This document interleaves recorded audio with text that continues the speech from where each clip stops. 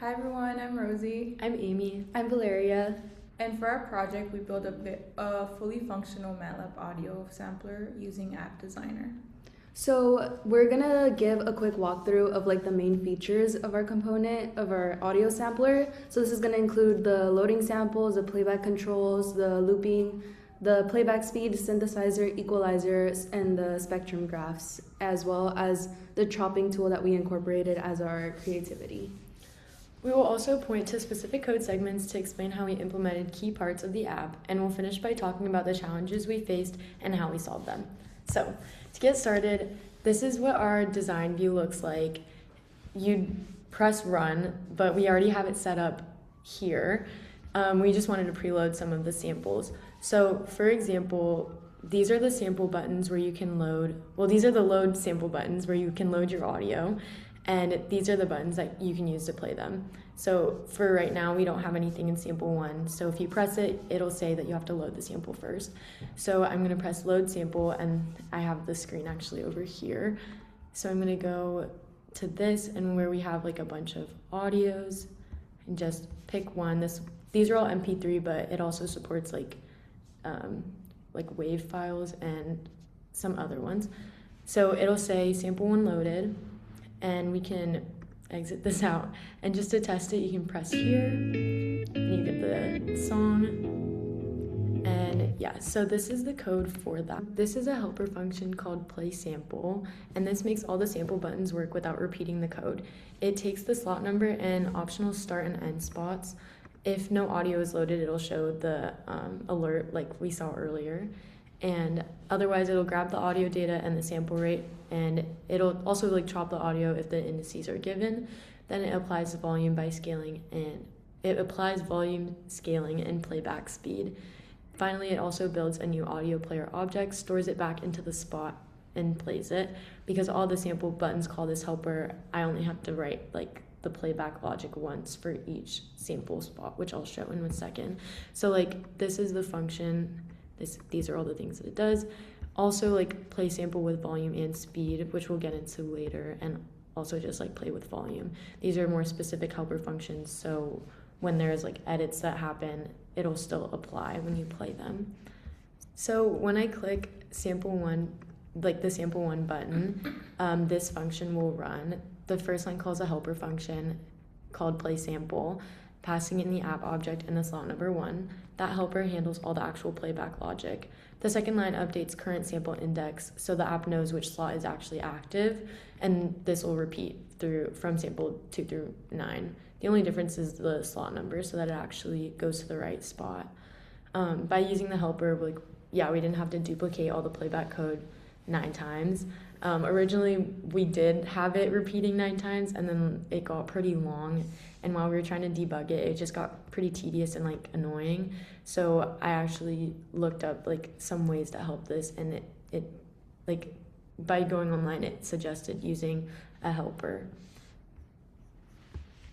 So then next is the load sample button, which we saw earlier. That's so that you can actually put in an audio.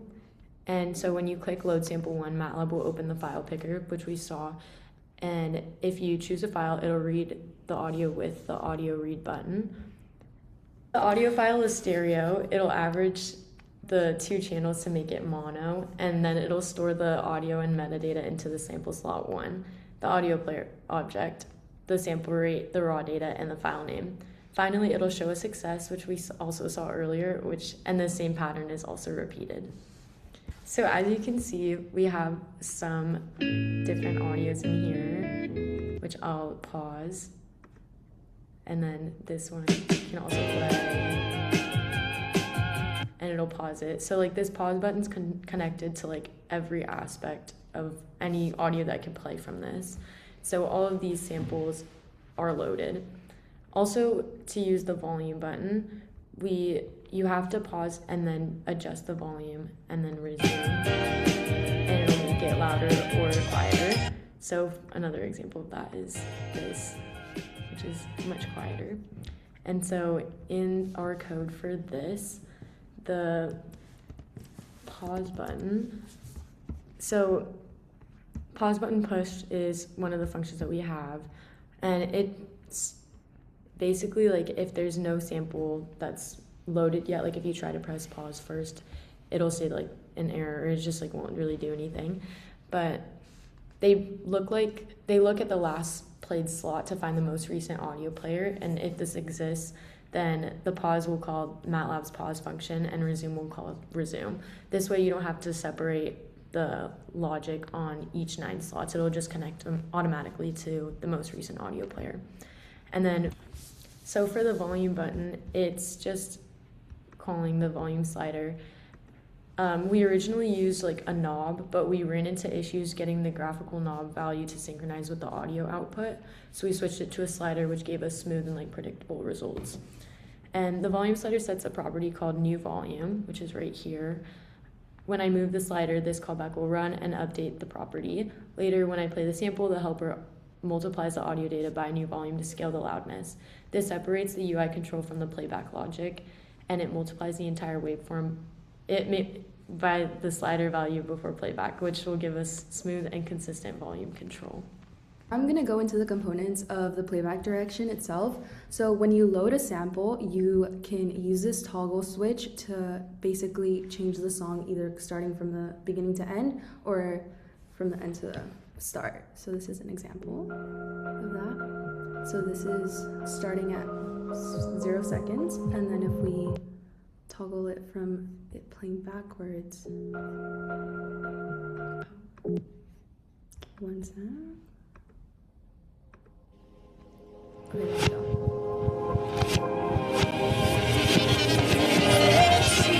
That's it backwards. And now, talking about the slider and the playback speed, so we can change the speed to make it go faster or slower to like add those musically vibes. So this is sped up, and then we can also slow it down.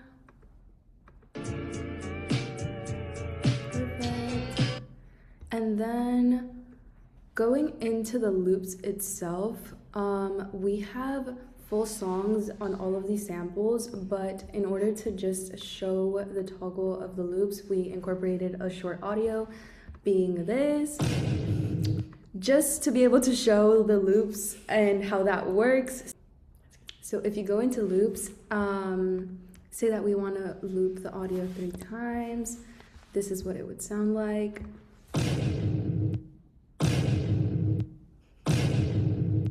Perfect. Okay, so that's the loop itself. And then to show and demonstrate the code of that, we are going to, I will first demonstrate the playback direction. So that itself is, so this itself is showing the applied direction of how it switches on to go backwards, and then it stops as well any existing playback, and then itself on the playback speed. We also implemented,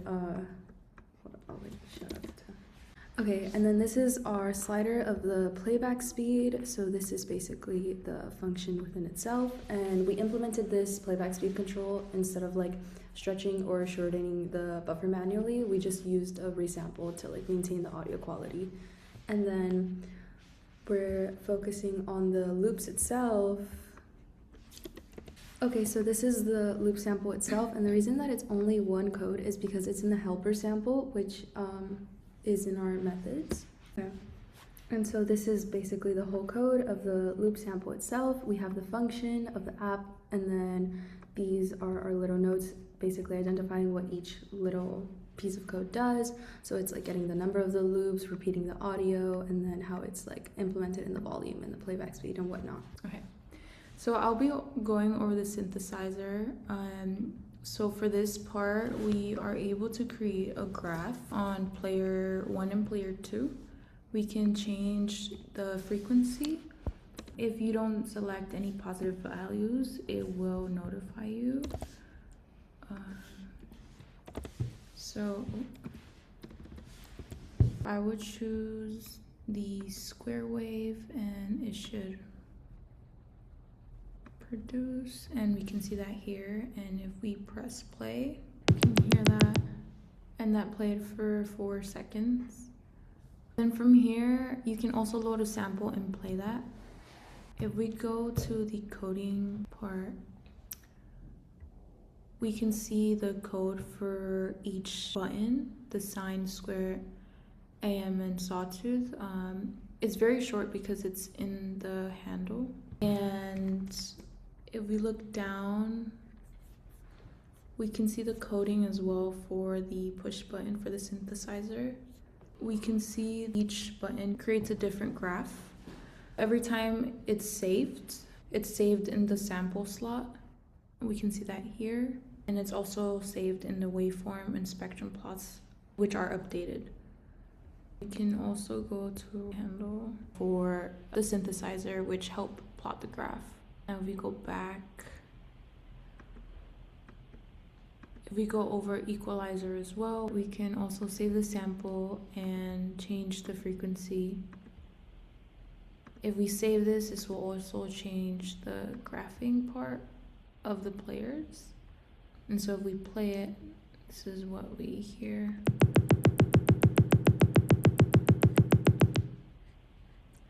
And you should also be able to see it in this graph. So if I switch it again, we can see a change in the graph. Every time we change it, the graph should change and the music should also change. Again, you can also load the samples and it should also play the desired sample. If we go to the coding, we can also see equalizer button pushed. So when the button is pressed, it checks a valid sample, collects the slider values for 5 frequency bands, which are these right here, and we can also see the values here as well. The process audio is saved back to the sample slot, which we can see here as well. And both waveform and spectrum plots are updated. Each slider callback updates its label to reflect the current dB gain. Now for the graphing, we can also see it's a very simple coding. We just titled the axis. X label is time in seconds, Y is amplitude, and title itself is player 1. This all connects again to the synthesizer and the equalizer. And we did the same thing for graph 2 right here. Now we're going to be talking about our chopping sample that we incorporated in our audio app. So this is basically like our creativity tool that it allows the user to select a certain time range in the audio, and it'll only play this certain segment. So to demonstrate that, I'm going to load one of our random full song samples. So that's playing from 0 seconds, and then let's say I wanted to start it from 20 seconds, and then I want it to play for 5 seconds. So I'm going to select the sample, the current sample that I had loaded, and then we're going to play chop sample. You keep on pushing my button. So that starts from 20 seconds itself, and then to show the code of that, we basically have our button of our chop sample, and it is getting, basically you get the drop down sample and whatnot. This is just the code demonstrating that. And then it'll play like the last slot within itself. Okay, and then within this code itself, it basically reads the sample user selected from the drop down, and it's like a valid sample number because it remembers the last played, which is right here, the last played slot, and then it plays the chopped version of that sample within itself. And so now we are going to talk about our challenges within the project. So we're going to be emphasizing on the volume slider and the second graph of our players. So the volume button itself, we originally had a volume knob, but that wasn't working, so we ended up changing it to a volume slider just to basically synchronize and like connect the GUI value with the audio. And yeah, so like for some other problems that we had that like are similar to that, for example, we didn't realize, like we were trying to figure out how to like actually get the volume to work even after changing it to a slider. Like we would be moving the volume while there was audio playing, and it just like we were confused, like we didn't know if it was like our computers or something. And then we made it so that you have to pause the audio that's playing first, then adjust the volume, and then resume it, and then you can see how that works. I can show that really quick. So, and like if we move it up here, it's significantly louder. So this is the same for most of our features, or for all of our features actually. So like for the chopping, it's the same thing.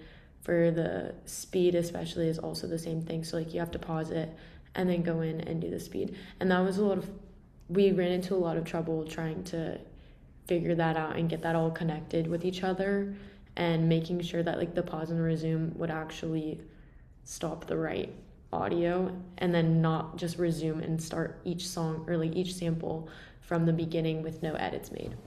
So for the first graph, we got it to work fine. As for the second graph, for some reason, it was not graphing the way it was supposed to.